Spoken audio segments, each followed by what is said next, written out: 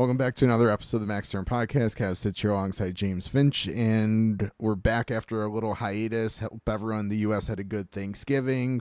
Hope everyone in Canada also had a good Thanksgiving, but I know we're a little farther removed from that. So we'll probably have a couple episodes, and then we'll probably take a little bit of a Christmas hiatus. So I think today we're just going to kind of bounce around the NHL, starting with probably the most recent news of the Chicago Blackhawks firing their head coach, Luke Richardson. And we'll get into that a little bit more. I think we're going to talk about some of the New York State teams, Sabres, Islanders, Rangers, kind of where the state of those teams, Nashville Predators, and then we'll kind of bounce around probably some other teams that have caught our attention either positively or negatively. And we'll just kind of see where this discussion goes. Probably the description will have a little bit more what we talk about, so hopefully you read that. But I think let's get into starting with the Chicago Blackhawks. That's, again, the most current news. We're recording Thursday evening as games are going on, as is kind of our tradition. And we're about 3 hours out at this point from Chicago announcing Luke Richardson is out as head coach and promoting. Probably should have had the full name in front of me, but I believe his last name's Sorensen. He was their AHL head coach. Anders, depending on where he's from. He's from Sweden, so probably Anders Sorensen. Apologies for not being 100% prepared with that, but again, it's pretty fresh news. Sounds like Blackhawks are pretty comfortable saying that he will finish out this season, and then they will make a decision going forward, depending on probably how this goes. Not real strong vote of confidence in him, but I think something probably had to be done in Chicago, and it's not where they are in the standings. I think there's some other factors there that probably necessitated moving on from Richardson and probably hiring someone who's a little bit more of a development coach. Yeah, so I mean, I guess real quickly I will say where they are in the standings is sort of expected, but it doesn't help by any means. No, and it's bad. To not really see an improvement there at all is somewhat of an issue, I would say, especially after the offseason that they had. But what you were hinting at right there was probably mainly Bedard, but it's some other younger players too, where there hasn't quite been that progression, I guess, would be the right word. I'd almost argue Bedard this year's regressed a little bit. Yeah. Well, I just mean that what you would expect developmentally is not there. Yeah, I mean that's exactly, I think, the biggest issue is, so it's Bedard, it's Lucas Reichel, it's Kevin Korchinski.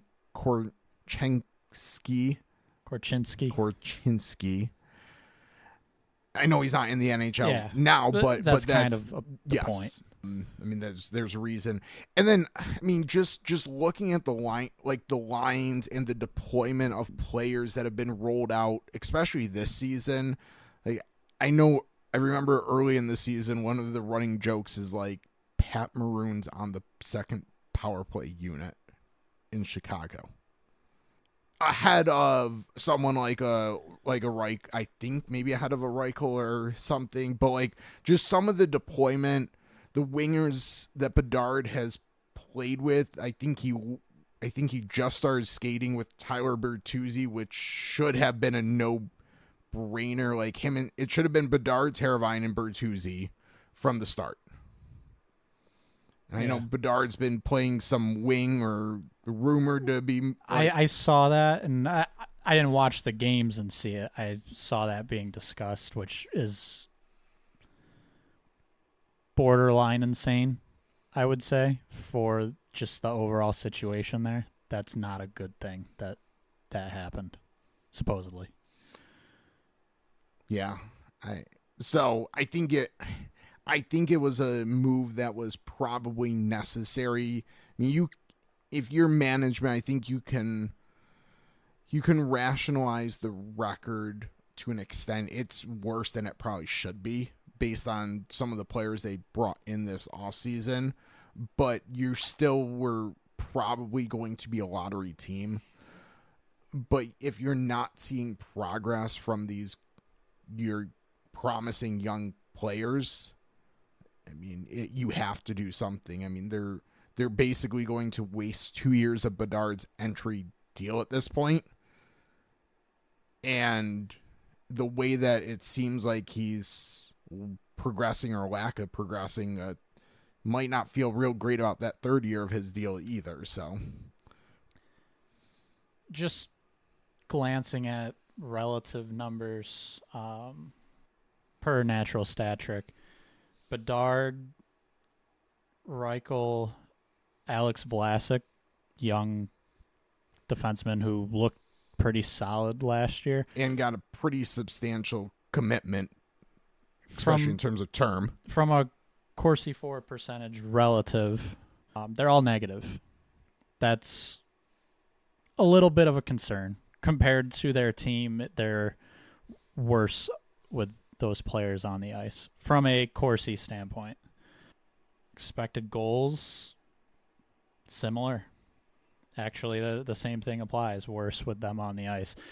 It's a concern, especially when I can't say this 100% for certain, but all those moves in the offseason, I think, were made to support and lift up the young players on this team, and some of those players are playing well. So if I'm management, I'm looking at this situation, if you're going to do something to try and change things, it's probably the coach in this situation. And that's not always the case.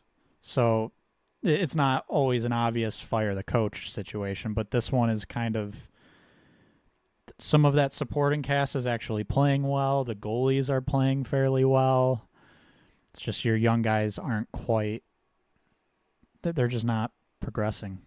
So it's make a change and hope that a new voice kind of sparks things a little bit there. I mean, it's a fine line with like younger players.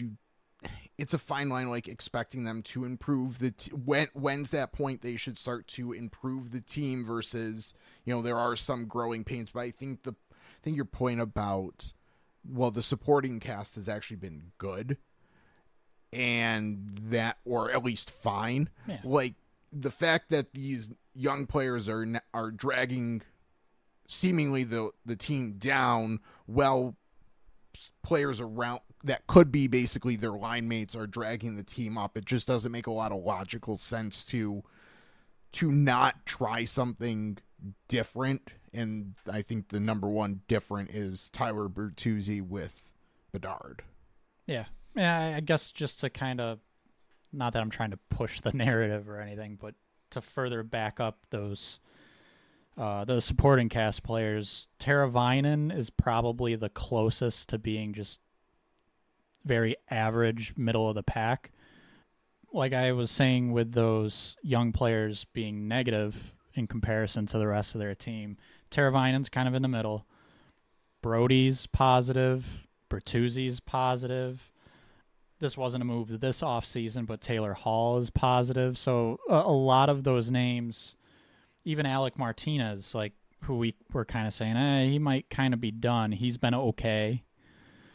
There's not really an issue with the supporting cast. It's everyone's kind of doing what they should be doing, except the younger players are struggling a little bit. And I think the other way to kind of say it is the number one priority for this team should be those younger players ultimately improving, and it's not happening.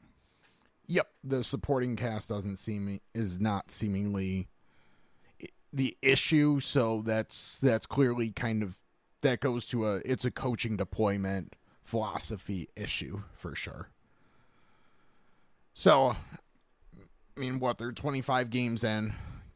Again, I mean, I don't think anyone was necessarily expecting them to be a playoff team, but I think there was expected to be improvement, and it's just not there. So, coach kind of falling on the sword for that makes sense in this case. I think sometimes you look at a team firing their coach and it's like, oh, what's the goalie save percentage? and it's low, and that's why so they're losing games because of that. I don't think that that's the reason Chicago. No, goalies are fine. That supporting cast is fine.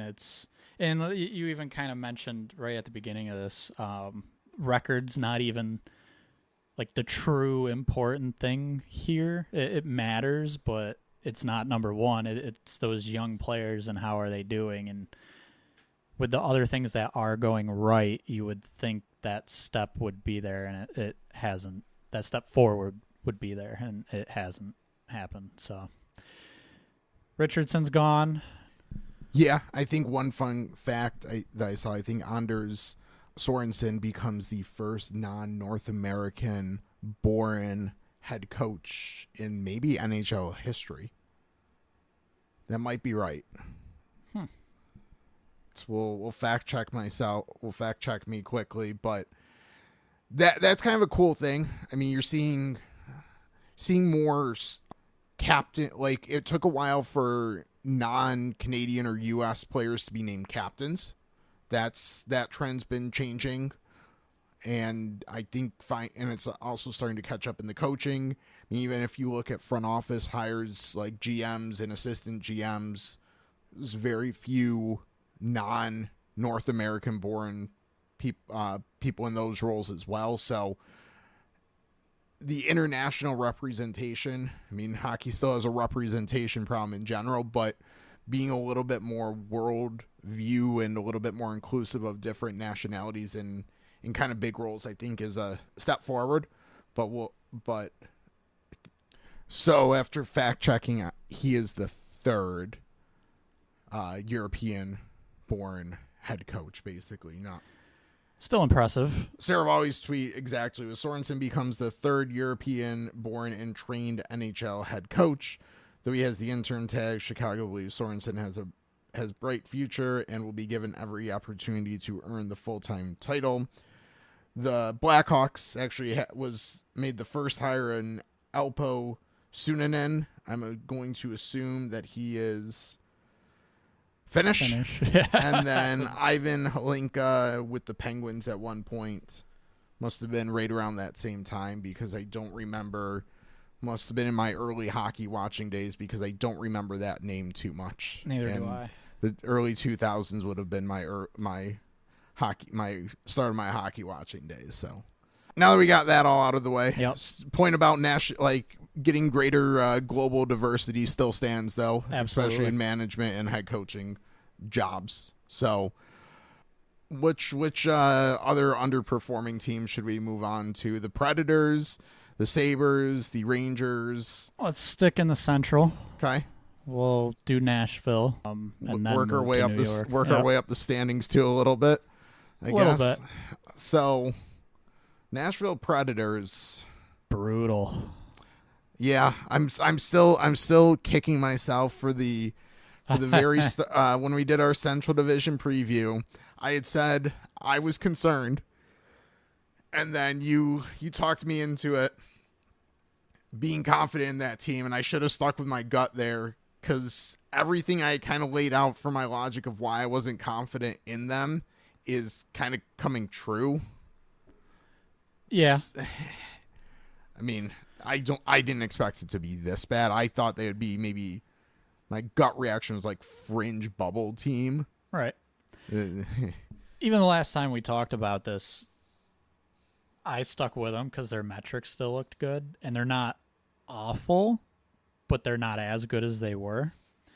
So yeah, my concern level has gone up for sure, especially just this far into the season. I don't know how they fix that. Supposedly they're open for business. I'm not even really sure what that means because most of their I shouldn't say most of the names that were brought in this offseason, I'd be a little shocked if they were just all of a sudden moved. And they're the ones who I guess you could say are kind of the issue. So I don't know. I've wondered if it's a coaching change. Maybe. But I don't. It's a little less obvious to me of how they exactly should be dealing with this. Yeah, I mean, Andrew Burnett's had regular season success as a head coach. Yeah.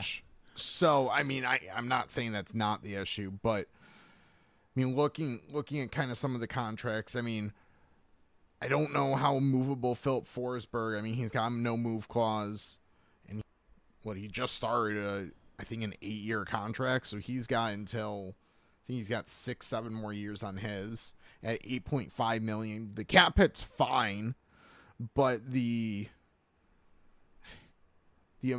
length, I don't think you're going to have teams signing up for that. I mean, Stamkos might. You might. He could be actually movable. This year there might be a handful of teams that would. And then he then has to be willing to waive to go to one of those teams. Stamkos, that feels almost immovable. $8 million for 3 years after this year with a no movement clause. Jonathan Marchessault, $5.5 million for 4 more years after this season, with some trade protection but not full. If he was playing well, maybe.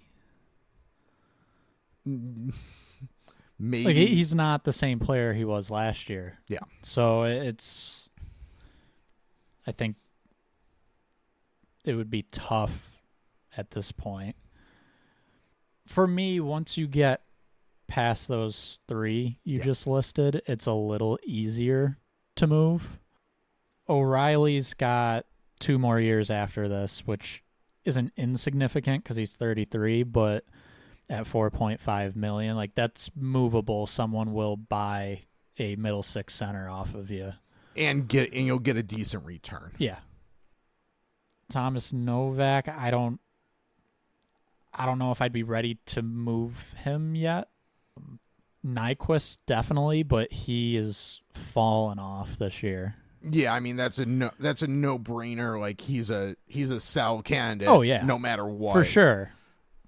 How much you're getting back is probably not much. Looking at the defense, you're not moving Yossi. Well, I don't think that's not happening in season. No, and I mean, he's still good. I'm not taking anything away. I don't know how many teams are also going to line up for will be 35-year-old defenseman with 3 more years at $9 million left. It might be a situation when Letang, before he signed his most recent, well, wait a minute, or maybe it was a couple deals ago. I'm not remembering specifically, but there was a point where his bigger long-term contract was coming towards an end. I think it was before his current contract. Okay. Yeah. And with that, I remember there being a little bit of discussion of could he be moved. I think he could have been in similar situation here. I think Yossi could be. It just might not be the return that makes it worth it, just overall play optics. So, yeah, probably not. I mean, Erik Karlsson, Brent Burns were both moved. It could happen. But there were salary retained, and neither of those returns were overwhelming. Right. Exactly. Brady Shea just started. Unlikely, just like Stamkos, Marchessault, but 3 more years after this at $7 million. He hasn't been good. No. Which is an issue. I mean, and I'll straight up say it, that was a top target for me. And we've mentioned, I believe, I remember you mentioning, like, don't necessarily attach this to the player, and it is what he is, but remember that he's coming from Carolina, a very good defensive team. So we'll see. Maybe you have a lot of important pieces brand new to the team. So it could take a little while. It's not necessarily like adding one scorer off and he kind of just fits in on one of the lines. You've got 2 top 6 forwards. You have someone who should be a top pair defenseman on this team, all brand new and not performing well. So I don't know. It's part of me wants to say give it a little time. At the same time, it's been 25-ish It's games. been a little over a quarter of the season. 26 games for them. So how much longer can you wait? But again, what is there for you to do? Yeah. Is trading Alex Carrier going to like change what's happening with this team? I don't think so. Or Luke Shen or Nyquist. I don't know if that fixes the problem. So they might just kind of have to ride it out and hope it improves.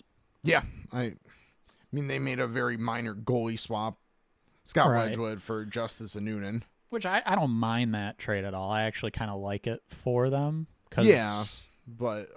But as a deal itself, great, but it's not improving or changing your situation at all. Can I quick side tangent kind of on the Brady Shea? So a lot of people I think had him as the absolute top defensive target this offseason. I think a lot of our projections, when we did our contract projections, we had Brandon Montour slightly above him. Yeah. Right shot versus left shot basically is what it came down to. Yep. But I think a lot of other projections and a lot of people doing like big boards had Shea above Montour. Brandon Montour has been... Oh, he's been phenomenal. He's been phenomenal, way better. As bad as Seattle, well, they haven't been terrible, but they aren't a good team. He's been great. He's been exactly what they were hoping for. So he's basically stepped into the he stepped up to be a number one defenseman. Right. Brady Shea, who I think a lot of people were thinking could play top pair minutes, and there were more questions about Montour doing it, actually has not. He hasn't been great at all. So I mean we can't take a massive victory lap there for having Montour just a little bit ahead, because ultimately Montour did get a little bit more money than Shea did. Yeah. But I think I was pretty comfortable saying I would rather have Montour at the time. Yeah. Maybe not significantly, but that seems right. And then I will take a victory lap on Alex Carrier. I said that I would not touch that contract. Yeah. I mean, not that it's horrible, but he's not. Yeah. He's not good. No. So where I was at with him was more of this is what I think he's going to get. And he did. Yeah. But again, really just pick a name on this roster that you would try to move to shake things up, and you're either going to have a really tough time doing it, so Stamkos, Marchessault, Shea. Making the trade isn't going to change anything, so that's when you get to the Nyquist, Carrier, Luke Shen type level. Or you get to an O'Reilly and you're starting to move what might actually be one of your better assets at this point at the NHL level. Yeah, I mean, really O'Reilly or Novak. Yeah, right. So and once you move one of them, it's okay, well, hopefully you're getting something back that's similar, but then you're just even more bringing in new to this team that, I'm not saying it would make things worse. I don't know how much worse things can get, but I don't know. None of that seems either realistic or smart.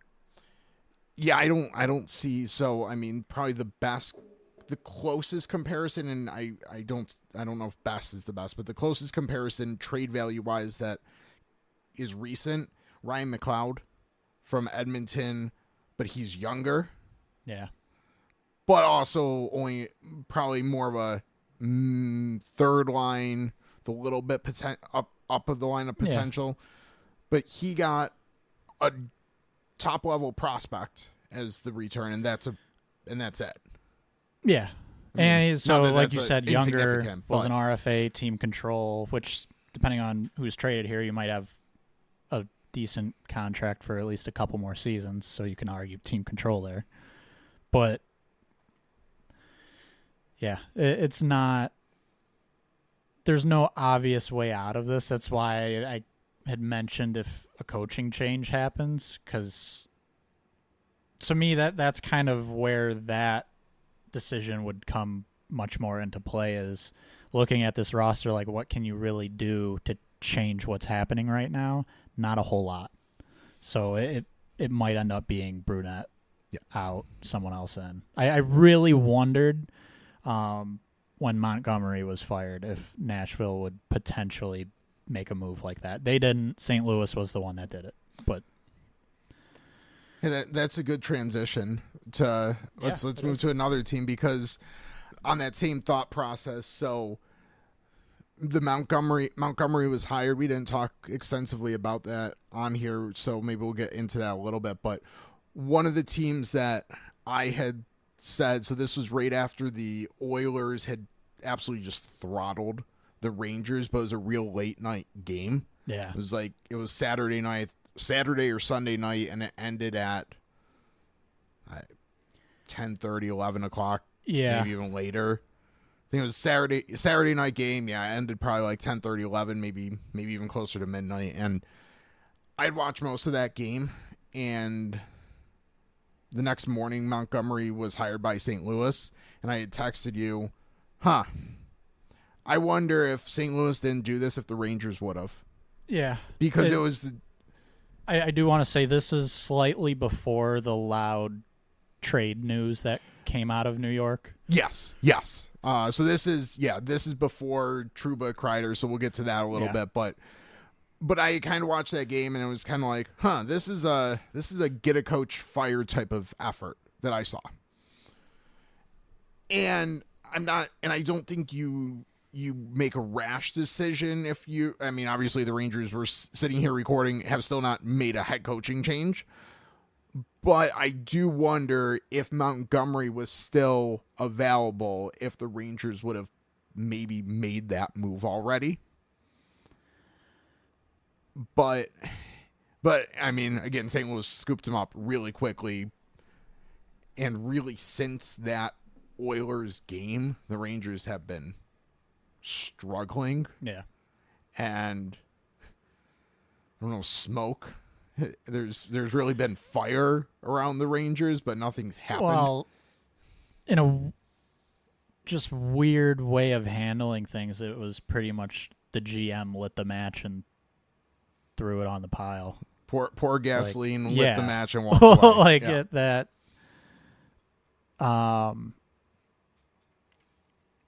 So Montgomery would have made some sense to do, I think. But based on what happened after that with the Rangers, so the Kreider and Trouba comments, it seems as though management is kind of more focused on players.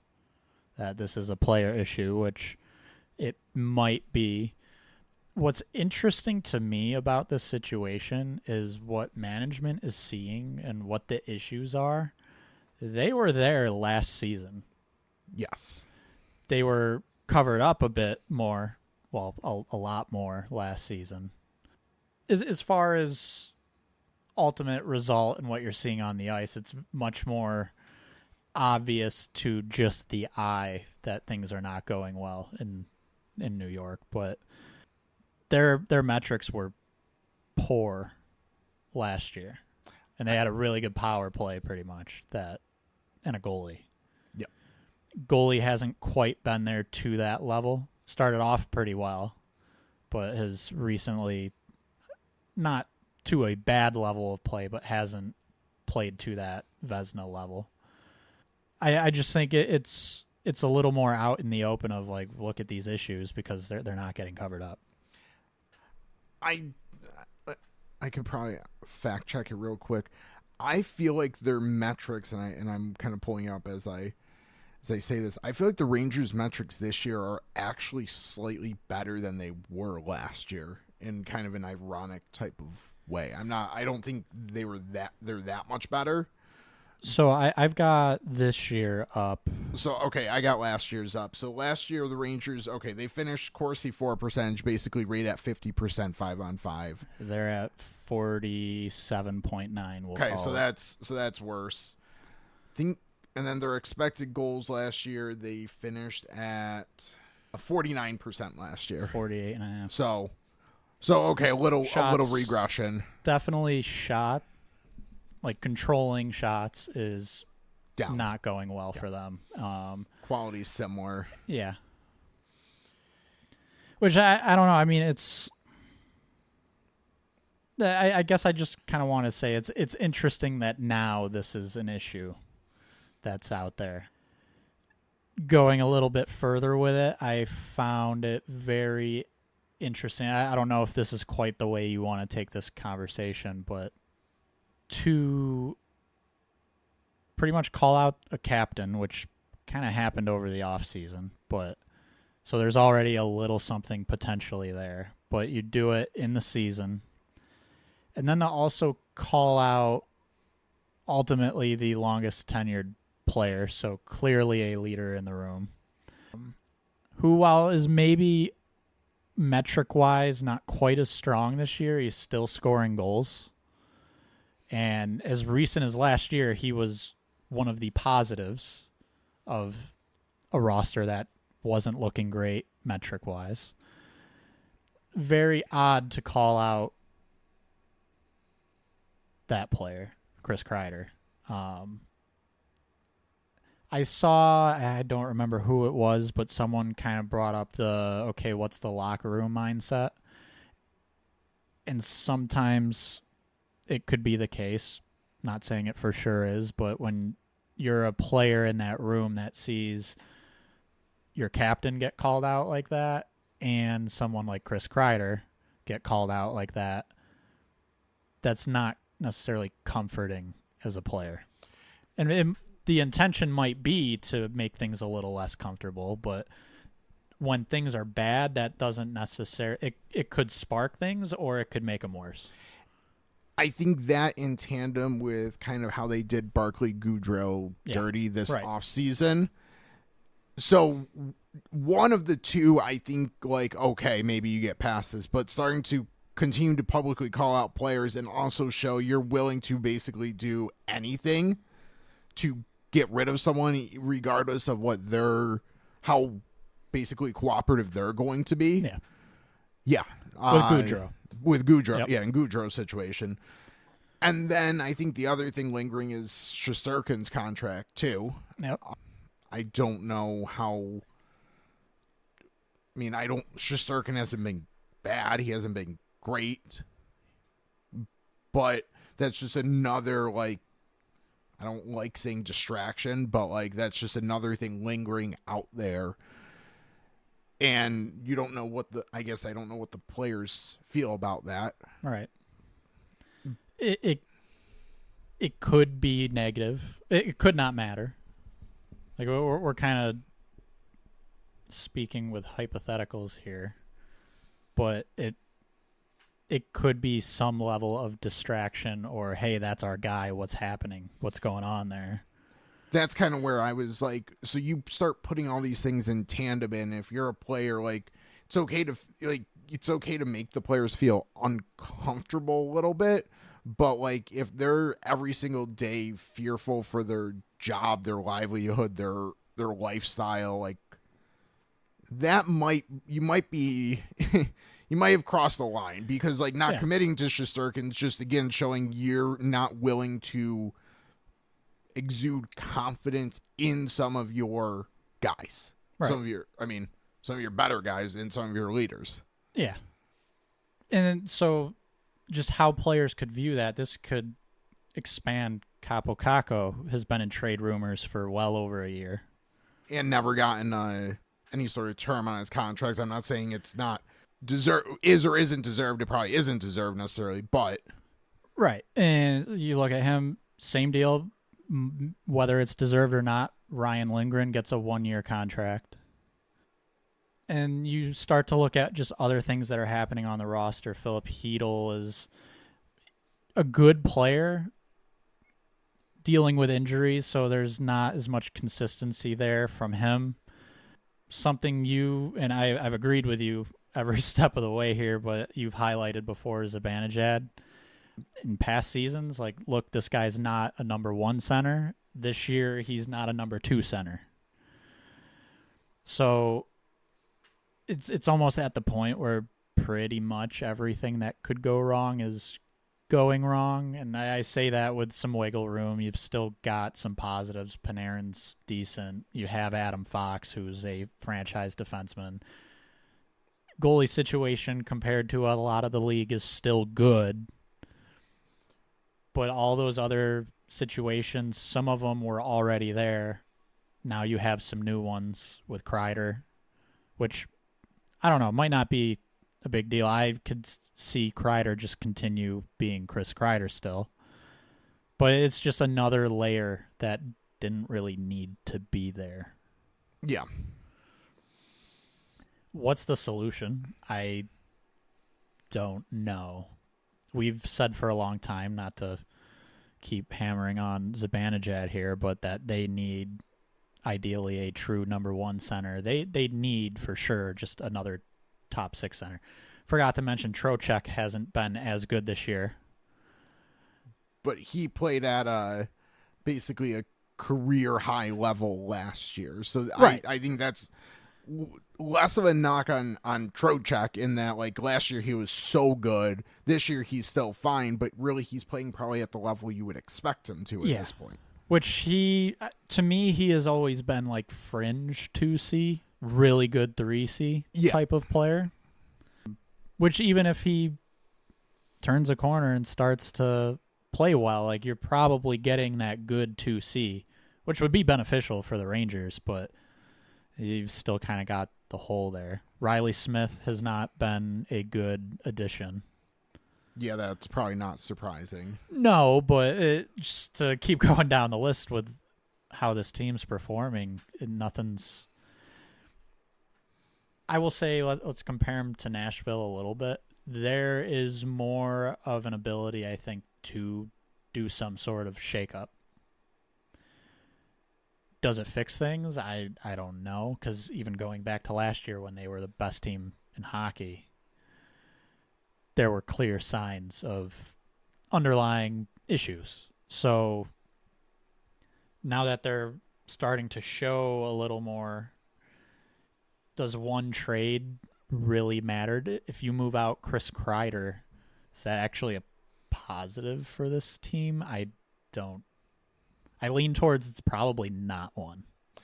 I mean, it probably, but you don't know. It depends on what you get back. I think one of the actual positives is some of the young players that they brought up have actually been okay. Will Cooley's been really, really phenomenal. good. Kakko, you highlighted, has taken a little bit of a step forward. He's been better this year, but still in trade rumors. Yeah. Brett Berard, I think he got hurt in like his second game. Small sample, but he was good in his he was good in his one game. So, like, I think there's Alexis Lafreniere's been very good. So, like, there's positives there.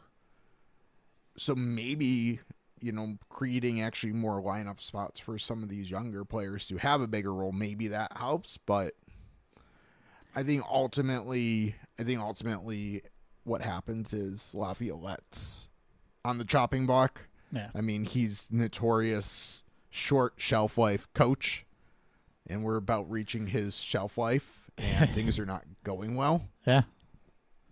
That's where I think I would be as well. I don't love the idea of moving Kreider and even Trouba at this point. My question would more be, who do you replace him with, that role? So, I don't know. Just with the overall performance of the team not being that great, it's not just like one or two players. It's probably a coaching thing. Yeah. I don't think there's... I don't know who the name is to bring in. I mean, Phil Housley's on the bench. Michael Pekka's on the bench. That's an interesting name potentially. He's kind of risen very quickly up the coaching ranks, and I know he was very well respected in Rochester. That would be an interesting just overall situation, I don't know who they would go with, because it would be very easy for them to say Housley has head coaching experience and to go with him, but Pekka is kind of the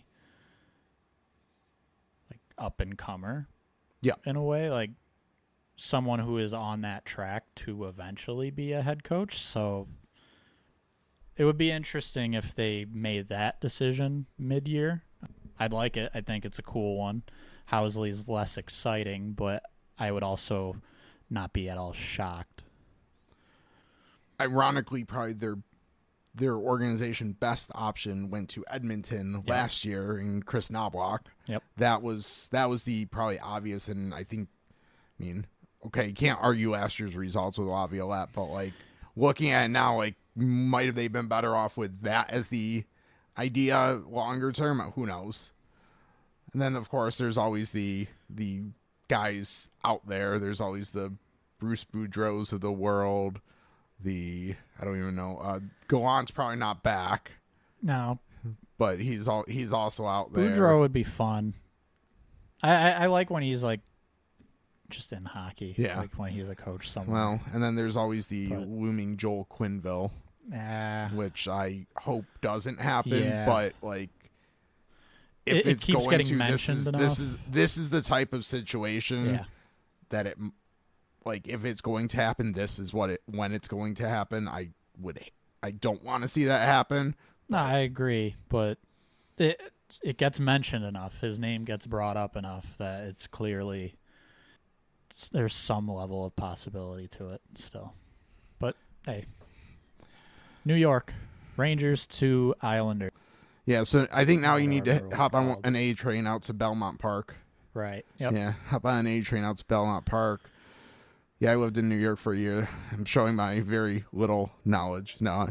Hey, it's way more than me. Yeah, and yeah. So, anyways, we'll hop on one of the trains out to Queens and talk about the Islanders, who the solution there is not going to be a coaching change because they've already done that. And Patrick Waugh came in last year, got results. I mean, you want to talk about flawed rosters that we know had an issue. I mean, the Islanders are probably number one on that list. And, I mean, they're not horrible. They've blown a ton of third period leads this year.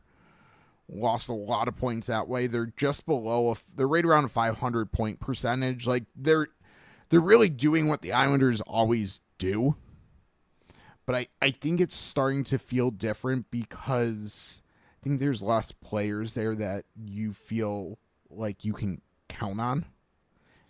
And I think term expiring, especially on Brock Nelson's contract, is maybe a decision's made there that maybe it's time to start to recoup some future assets, which could also mean Kyle Palmieri's moved out. And then when you start doing that, it's how extensive do you want to go? Because another player on a very movable contract is their captain, Anders Lee. Yeah, so this is a tough one for me. They've always been viewed as a defensive team, type of team to score 2 goals and then just try and shut down the opposition. Looking at some of the metrics just throughout the roster, in general, it's the bottom half of their lineup that is struggling and killing them. How exactly you go about fixing that, it's easier than replacing the top half of your lineup. The issue for the Islanders, well, one of the issues is cap space. They've, for the past few years, been very, very tight to the point where they were handing out really long deals to some players to keep the AAV low. I guess a positive is if you want to rework your roster a little bit, the bottom half is usually easier to bring in pieces than the top half. That said, as far as just kind of where we're at in the season, they are technically at least as of recording this, they are last or tied for last in the Metro with Columbus. Columbus has actually looked good lately. Islanders have not. Where exactly? There's a line at some point here where it turns from maybe we try and make some type of deal to spark the team here and go on a run, get back into a good spot. And then the other side of that line is, okay, now we're moving people to try and regroup for next season. Don't know exactly where that line is, especially this year, because there's a lot more noise out there this year that some trades could happen. But ultimately, they're going to be in a really tough spot because they're very much so in a money in, money out situation. With the caveat, I don't know. Okay, so it looks like, I guess, Duclair. Well, so yeah, Anthony Duclair, who I think, is he going to miss the whole season? Remainder of the season? I thought that was what was said. I could be wrong. Yes. So you have him and Matthew Barzal on long-term injured reserve. So Barzal, I think, will be back at some point. Duclair, I'm not as sure about. His cap hit of only $3.5 million. He's out long term, but not necessarily the entire season. So you might not have that money to work with. I would hope they would have a better idea than we do. Right. But there's a distinct possibility that they can't work with that money. Yep.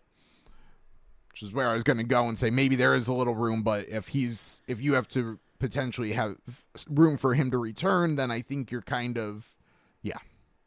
Yeah, I'm seeing reports where it could be months. Then there was reports saying like 4 to 6 weeks. Saw one of a week ago that he's taking a step towards returning. So Duclair's probably back at some point here. So I guess you laid it right out there. There's a coaching change isn't happening. As far as their lineup, I can get behind them still trying to push for a playoff spot or just getting back into contention. Just somehow finding a way, shipping out a little bit of money, bringing in, try and get like a bottom six forward or someone like just give a little jolt to the lineup. I also wonder if they can try to, and this, I don't know the dynamic here, but their goaltending situation, try and lean on Sorokin a little more than Varlamov. But then I'll say this. So at the time of recording, Sorokin's 16 games played, Varlamov 10. That's a little too close together, in my opinion. I think it should favor Sorokin a little more. At the same time, though, I would say when are you wanting your goalie to play more games, get in more of a role? It's mid to late season. So maybe right now it's more of a, like, let's have them split or get a little closer to split time and then start riding Sorokin at the end of the season.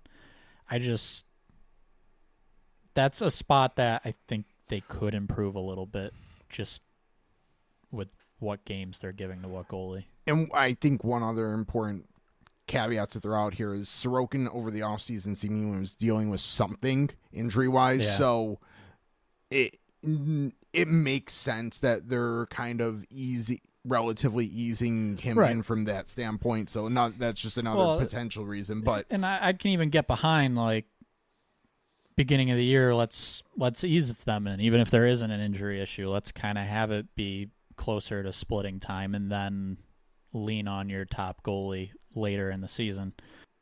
But having said that, that's also a potential reason for optimism with the Islanders of like, okay, right now, like, Varlamov's okay. He's not doing very well, but he's not one of the worst goalies in hockey by any means. let's throw him some games right now, get Sorokin just kind of in the groove of playing, and later in the season, hopefully everyone's healthy, can really start to pick up the usage there. But so that's maybe a reason for optimism, which might help them lean more towards let's try and add, or I guess in their situation, retool a little bit with the lineup. Yeah, I mean, you get Barzal back, you get Duclair back. One of the, I think, under the, I guess, diamonds in the rough they found, Maxim Siplikov. Yeah. Every time I watch him play, I really enjoy watching him play. He's big, strong, fast, has a good shot, good hands. He's one of their best he's a fun players player. Yeah, he's a really fun player. Yeah. And even Holmstrom too, Simon Holmstrom. Is it Simone or Simon Holmstrom? Well, sorry, he's been good. Yeah. Another younger player, kind of. So you get Barzal back. You got it could work. I think really though the issue is once you get past on the blue line, Dobson, Polak, Pelech, things aren't going so well. Yeah, you probably have those three guys that are basically top pair guys, and then you have bottom pair guys. So you don't really have someone else to pair on with Dobson or Pelech or Polak. And I know Pelech and Polak really play together a lot, but which I'll say Romanov's been decent. But they very clearly need a little bit of a stronger defense.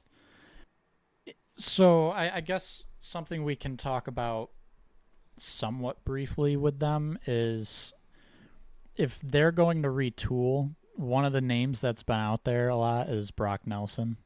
And we'll go a little more in depth in probably our next episode about potential trades, but this is where it's really tough for me with the Islanders is if they're needing to retool, shake things up a little bit, moving someone like a Brock Nelson isn't insignificant. So maybe all that's needed is moving someone like him out, bringing in a new player that is just kind of shakes things up a little bit, maybe finds some different chemistry with other players. It's just, I think it's very tough to retool and also find clear improvement mid-season. Yeah. Generally, you're either straight up buying or you're selling. Yeah.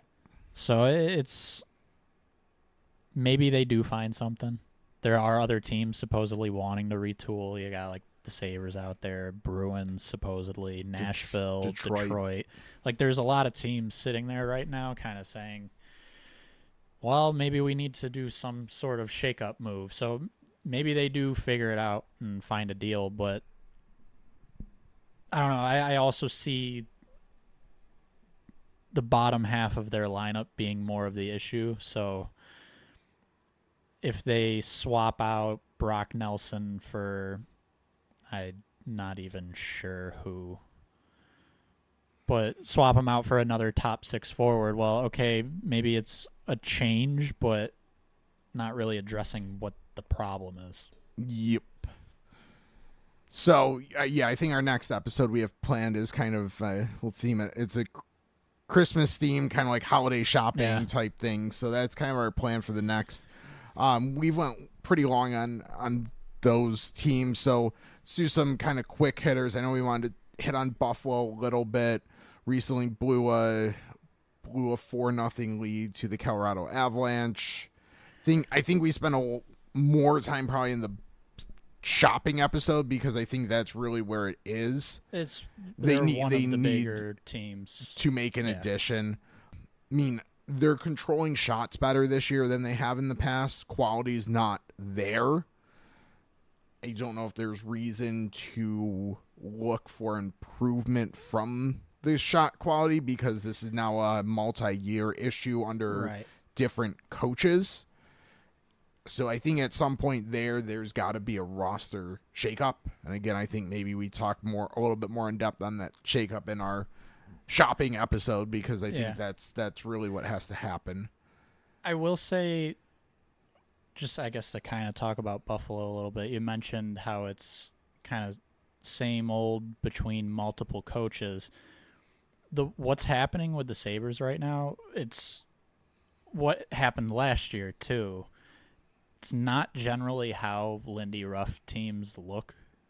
So that's a situation that's almost kind of obvious. Like, it's not necessarily the coach that's the issue here. There's something going on with that roster that it's just not working. Yeah, and probably as you're listening to this episode, Kevin Adams is at the podium, or we're probably just finished addressing the media. We're recording Thursday night. We usually release sometime late morning, early afternoon on a Friday. So Kevin Adams right now is scheduled to talk to the media tomorrow, which is Friday at I think it was 11:30. Right. Eastern. Yeah.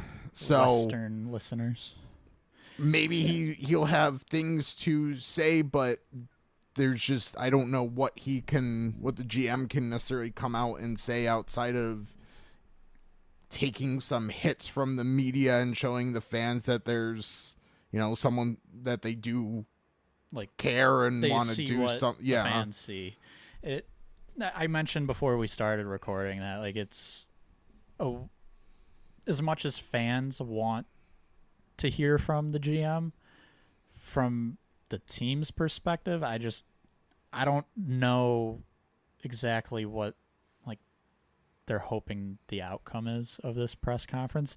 Maybe he kind of lays into the players a little bit and draws a little blood, and the fans are happy, and there's, in a weird way, some good optics for the fan base in that, but that's usually unlikely.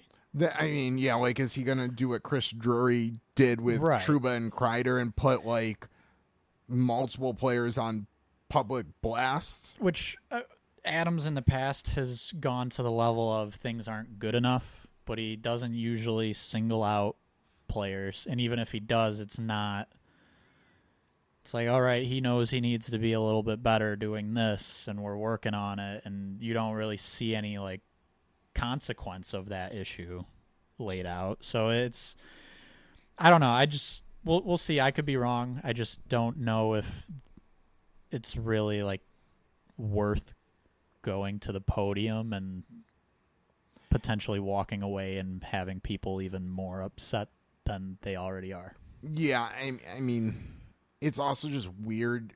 So I think if he had, on Wednesday, yesterday, as we're recording this, if he had done it then right after the choking away a 4-0 lead, I think it makes some sense. But just it just feels almost random.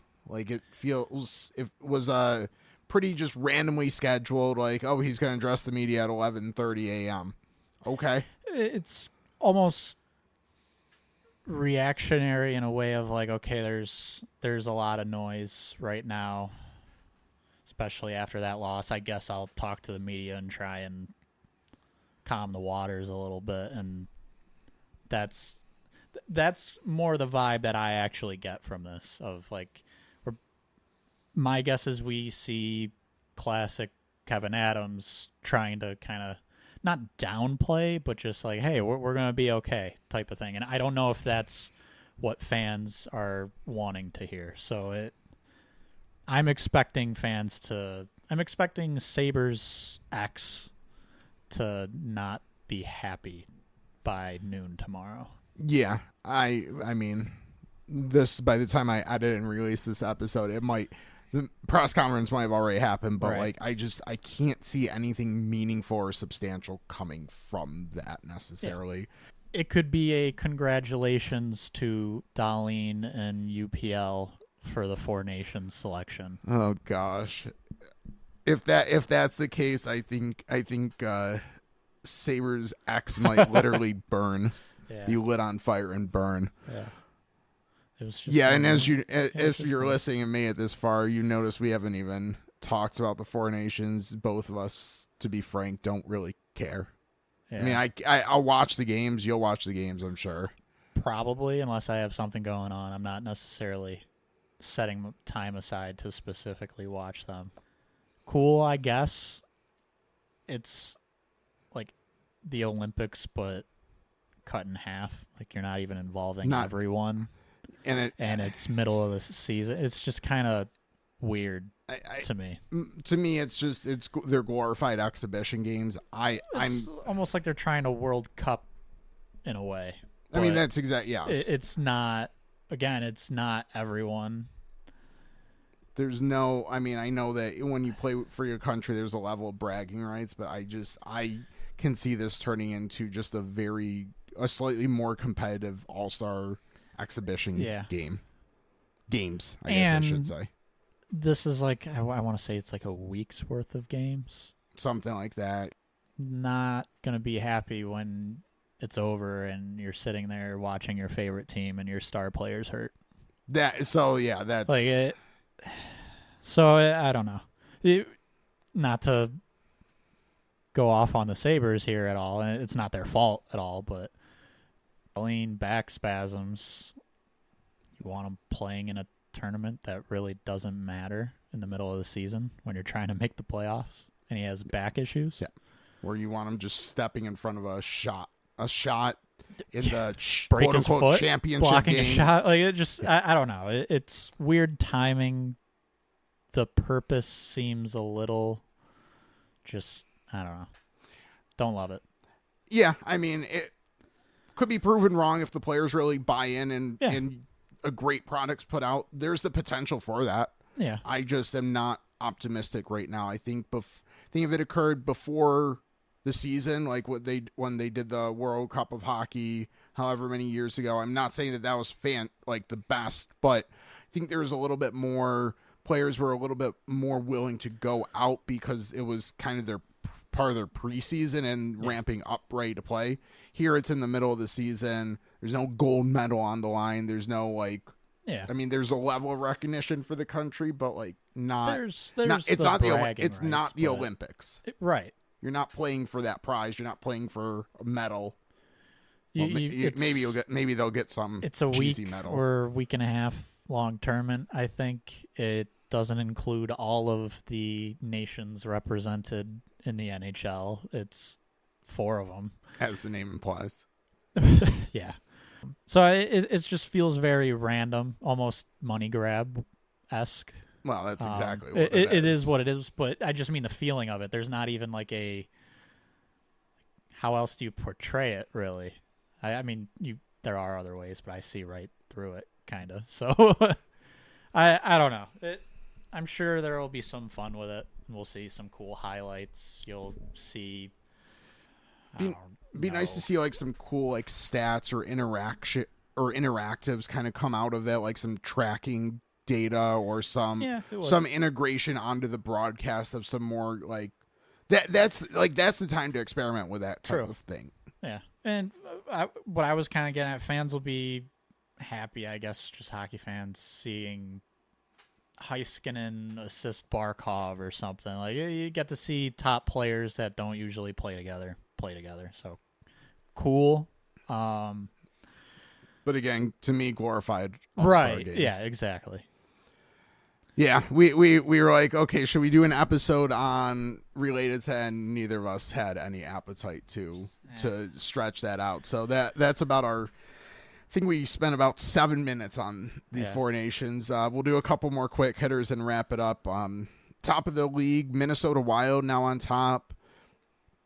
Winnipeg's coming back to earth a little bit. I think that's not shocking. Their shot quality and shot volume are below 50%, so not shocking that they're not getting results. I would kind of look for Minnesota in about a month to see if they've followed in those Winnipeg footsteps.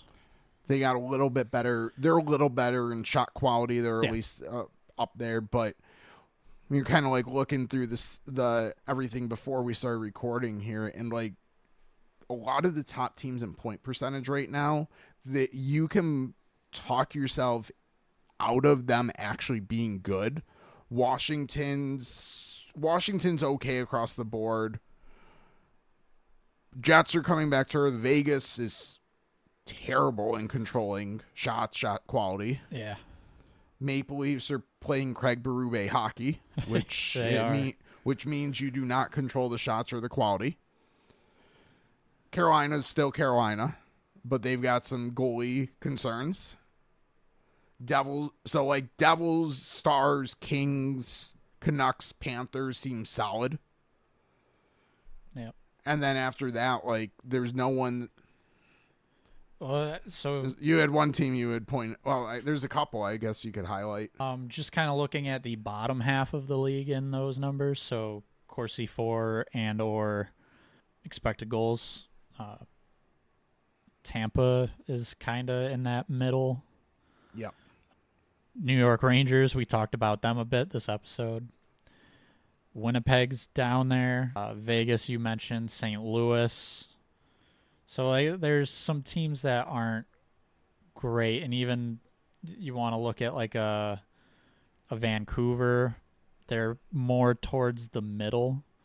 So we'll see. I don't know. One surprising team was actually Utah. They're pretty strong in both Corsi for and expected goals. So both controlling shots and good ones. Couple others to highlight in that same realm. Colorado, I mean, I don't think that's a surprise. But if they can get some goaltending and continue to get healthy, like Scott Wedgwood. Because we know it's not Georgiev that's going to... Yeah, because Georgiev came and... Yeah. And then Ottawa. I mean, same story. Yeah, they're kind of in the middle there, and in theory... I guess we can always say, in theory, depending on where we see them with these numbers, it could lead us to think they have a chance of improving. Ottawa might have a chance of improving. They might also just be Ottawa in the same way Buffalo's Buffalo. Yeah, that's exactly what I was going to... It's... So you look at Colorado, you look at Buffalo, you look at Ottawa, and... Well, we know what one of those teams has historically done well, so we expect them to probably pick it up, and that's Colorado. The other two have had seasons where they have put up decent metrics and still floundered. So until one of them overcomes that, Buffalo or Ottawa, like... I would almost... Let me mention these three teams. Ottawa, Buffalo, and... Utah, all kind of in a similar standing situation. Utah has strong metrics where we would say, all right, maybe at some point they start to rack up some wins. Buffalo and Ottawa are a little bit middle of the pack to a little under middle of the pack. Ottawa's fine. Like they're in the 52 for Corsi, 51 in expected goals. Like, yeah, it's... But, yeah, you're ranking them like Utah, Ottawa, Buffalo if we're looking at metrics. So they're right in the middle of the league. Ottawa's 15th in... What do I have this ranked at? Expected goals for. So, like, they're right in the middle. Buffalo's 19th. They're right in the middle. Which right now they're kind of in the middle. Yeah. Like, are they good? Are they bad? We don't really know. Utah, we think they're kind of good, maybe bad. We don't really know. But their metrics, like, they're good. They're 7th in expected goals. They are... Where'd they go? 4th in Corsi for percentage. Like, they're... If you want to pick a team right now that's not really considered in it, that say they could get on a roll here, it might be Utah. They need goaltending, but the problem with Utah and really any team in the West. So let's count teams. Minnesota's 1, Winnipeg's 2, Vegas. I know metric wise we highlighted not great, but they've got a ton of points, so that's 3. Yeah. Dallas Stars 4. LA Kings 5, Canucks 6, Oilers 7, Colorado Avalanche 8. Yeah. all considered good teams. It's going to be tough to knock one of them out of those playoff spots. Yeah. But that's not to say a team can't. No, I mean, yeah, but I get so where I was kind of going to wrap There's up. less room than the Eastern Conference. What I was going to kind of say to kind of wrap the episode is like, okay, so we're a little past the quarter-way mark in the season. If we were to place a future bet on someone like maybe a little bit of an underdog to make the playoffs, I'm looking at one of the East. Like, I don't think there's a West team. Utah would be the kind of top like underdog to make it, and I don't think that that's happening. So I'm looking at Ottawa. Ottawa would probably be the team that I would maybe put a few dollars on based on, I don't know what their odds are off the top of my head, but like if someone's going to maybe make a little bit of a run, their metrics are most supportive while having, and I assume their odds are fun. Like the Bruins odds probably are right around even. I don't know who else would be. Yeah. Columbus could be fun. I don't think Columbus is making it, but they've stuck around. They've been good. There is for sure more opportunity in the East. Yeah. Yeah. So I think unless we got any other teams you wanted to highlight, I guess okay. Let's give one prediction to watch for the next month and a half. I'm gonna say Brunette gets fired from Nashville. As negative as that is, I don't see a different outcome with that situation. Should I piggyback and say Laviolette gets fired? You can. I could. I'm going to say by January 15th, so that'd be about a month. Okay. Say the Ottawa Senators will be in a playoff spot. That's pretty bold. Again, good numbers, but Ottawa's Ottawa. Yeah. So there's a level of boldness. It's not like crazy bold. And then they'll collapse it. And then they'll collapse for the last 2 months and still miss the playoffs. But I think realistically, I think next, if we're kind of gauging, okay, when might we do another look around the league type episode, probably another month or so. Yep. We very likely could be talking about both Laviolette and Burnett no longer coaching their respective teams. Trade. Or a big trade. No, I mean like Burnett for Laviolette. I don't think Nashville's bringing Laviolette back. That didn't go so well. Well, it's a different... I guess. Although Laviolette's running out of teams that hasn't coached for. You never know. I guess I was more in my head thinking Brunette to the Rangers. That would make some sense. Yes, that would make some sense. I mean, I did have that thought, and then I very quickly was like, wait a second, Laviolette. Well, no, they went to the Stanley Cup Finals with Laviolette and Housley on the bench in Nashville. And then just do the whole coaching staff. Yeah, just run it back. That's not happening, but no. So appreciate you listening. We got the next episode I think we have in mind is getting Christmas shopping, which teams need to go shopping. So we'll definitely be talking about the Sabres, probably the Rangers again, some of the other contenders, Wild in particular, although they already did a little shopping with David Jiricek. True. But I think maybe we can hit on that. They got their Black Friday special, I guess. So, yeah. So appreciate you listening. Subscribe to Maxterm Podcast. Subscribe so you'll know when that episode's available. Follow us on X at AFP Analytics where our content's posted. We're also on Blue Sky, posting a little bit there as well. Still trying to cross-post to the best of our abilities. As we post. It's a quiet time of year. For us, it's a quiet time of year, so... Anyways, we appreciate you listening, and we'll talk to you next time.